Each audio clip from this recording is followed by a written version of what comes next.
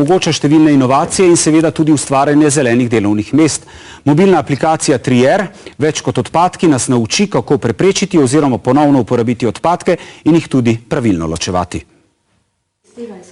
Odpadki so surovine, česar se Slovenci ne zavedamo dovolj, pravi Marinka Vovk, avtorica aplikacije Prepreči, ponovno uporabi in recikliraj. Praktičnega prepoznavanja možnosti uporabe odpadkov, torej nečesa, kar razvite družbe razumejo kot surovine v praksi. Zato pa, ker opažamo, ker delamo že vrsto let na tem področju, da ta znanja v praksi manjkajo, smo razvili aplikacijo, ki na enostaven način omogoča sodobno tehnologijo, to je na mobilnih napravah in pa seveda tudi na klasičnem računalniku, da lahko vsak uporabnik, ne glede na to, v kateri občini je doma, ne glede na to, katero vrsto odpadka in ne glede na to, kdaj, torej 24 ur na dan, vedno ima možnost pridobiti informacijo, kako pravilno ravnati z nekim odpadkom. V aplikacijo lahko na primer vnesemo besedo sveča in ta nam takoj ponudi podatke o tem, kako jo obravnavati kot odpadek. Nam pokaže slikico, če mislimo pravilen odpadek, potem nam pove, kako preprečiti in nam seveda pove, da naj ne kupujemo takih sveč za enkratno uporabo in če se le da, če že kupujemo sveče, kupimo v polipropilinu, to pa pomeni, da svečo obrnemo od spodaj, pogledamo. To večina ljudi ne ve, da se taka sveča sploh ne da reciklirati kljub temu, da so ločeno zbrane. Najpomembnejši cilj je osveščati ljudi, kako naj najprej sploh preprečijo nastanek odpadkov in kako jih lahko vsaj 2/3 tudi ponovno uporabijo. Gre za popolno novost v slovenskem in tudi evropskem prostoru.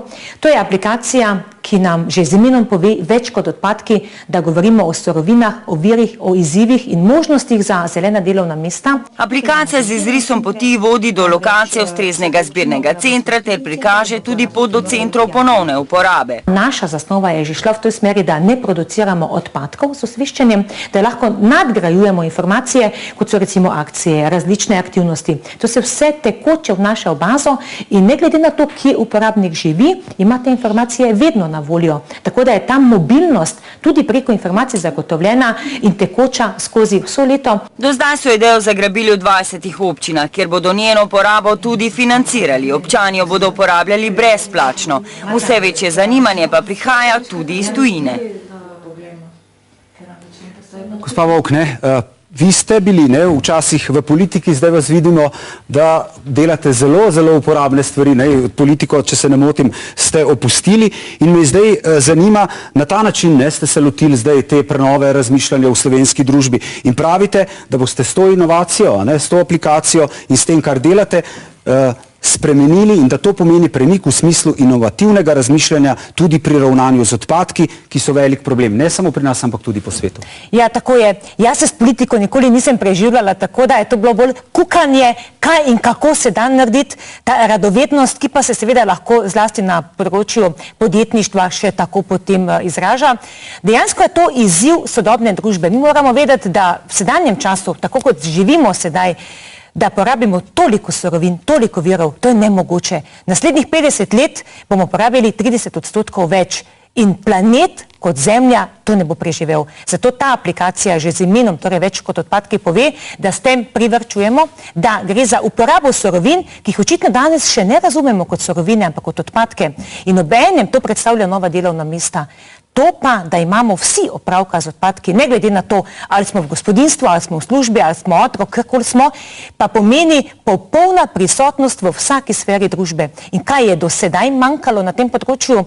Zlasti to, da če odpadek, ko je že nastal, večina ljudi je pač prelistala razne vprašalnike, poiskali so po spletnih stranih, kako to ločiti. Nihče se pa ni vprašal, ali bi lahko preprečil nastanek odpadka, ali bi to lahko tudi ponovno uporabil. Namreč, tako kot pred časom, nismo imeli še možnosti uporabe centrov ponovne uporabe, kjer se ti navidezni odpadki, torej surovine, nazaj pretvarjajo v sodobne izdelke, ki so danes tudi tržno povpraševani in kjer dobivajo službo ljudje, ki bi sicer zelo težko dobili. Torej, gre za popolnoma drugačno razumevanje stanja, v katerem smo. Na eni strani ta socialni vidik, torej družbena inovacija v spremembi zavesti, ki predstavlja nujnost preživetja, ker ni samo finančna kriza problem, problem je moralna kriza. In seveda nekaj, da znamo nekaj sami narediti, da nismo popolnoma odvisni od tega, ker kupimo in se potem smilimo sami sebi, saj se nič ne da, nimamo služb. Dejansko ustvarjamo to družbeno inovacijo tudi na tem področju. Dobro, ravnanje z odpadki, kot ste dejali, ustvarja torej številne poslovne priložnosti. Poglejmo eno izmed njih. Odpadek stavimo v prostor za stiskanje, pokrov zapremo, pritisnemo tipko za stiskanje in potem stiskalnica stisne embalažo. Gospodinjstvo ali podjetje. Stiskalnik embalaže je namenjen obema, kar nam v nekaj preprostih pritiskih na gumb pokaže Matej Rajh. Odpremo pokrov in tako imamo rezultat stisnjeno odpadno embalažo. V tem primeru konzerva, kjer vidimo, da je volumen bistveno zmanjšan. Povsem preprost sistem olajša prostorski problem zaradi kopičenja odpadne embalaže. Ločevanje odpadkov je vedno pomembnejši vidik, saj so surovine izredno pomemben vir za predelovalno industrijo. Kajti omogoča nam zmanjšanjem volumna odpadne embalaže do 80%. Stiskamo lahko tako plastenke, pločevinke, konzerve, tetrapak, torej praktično vso odpadno embalažo. To pomeni, da je stiskalnica zelo univerzalna in elegantno jo lahko umestimo v kuhinjski prostor. Dva načina omogočata bodisi vgradnjo na delovno ploščo ali v predalu. V začetku so se osredotočili samo v razvoj kompaktorjev za embalažne odpadke. V razvoju pa imamo tudi in počasi prihaja na trg stiskalnica, kjer bo pa možno tudi bolj masovno, naprimer, enostavno usipati embalažo iz neke posode. Na trgu podobnih stiskalnikov še ni. V svetovnem merilu poznamo v bistvu več različnih načinov stiskanja. Predvsem za gospodinjstva so razširjeni ti bolj ročni načini, ki pa ne omogočajo naprimer stiskanja teh močnejših konzerv. Prav tako nam ne nudijo nekega udobja. Računajo na lasten razvoj in trženje ter sestavo izdelkov, izdelavo elementov pa bodo prepustili drugim slovenskim podjetjem.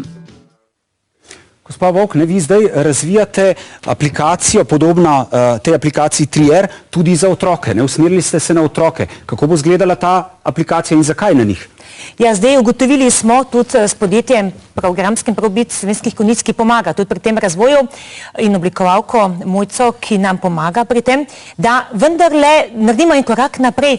Namreč povabili smo študente iz fakultete za računalništvo iz Maribora, da naredimo nekaj, kar bo za otroke, ki še ne znajo brati, ki še ne znajo pisati, in bo to za njih tisto, kar uživajo zraven. Mi ne smemo odpadke pustiti na tem nivoju, kot je sedaj, nekaj, kar se mene ne tiče, ker je umazano, smrdljivo, to ne se ukvarjajo drugi, mi moramo narediti nekaj, kar bodo želeli vsi. In ta igrica, ki sedaj nastaja, bo dejansko imela možnost, da bodo tako imenovani dinozavrčki, vsak ima svojo funkcijo, od biozaura, elektrozaura do embozaura, torej nekako smo tudi slikovno vse naredili tako, da bodo otroci potem preko aplikacije se igrali ali pa seveda samo z prstom te dinozaure pravilno nahranili. Bistvo pa je ne samo to, da bodo s tem hranjenjem poskrbeli, da bodo pravilno torej odpadki razvrščeni, ampak vsak dinozaver bo sčasoma prišel tako imenovano tovarnico, ker bo to svojo vsebino izpraznil in takoj bo znano, kaj zdaj iz tega nastane. Torej gre za to, da mi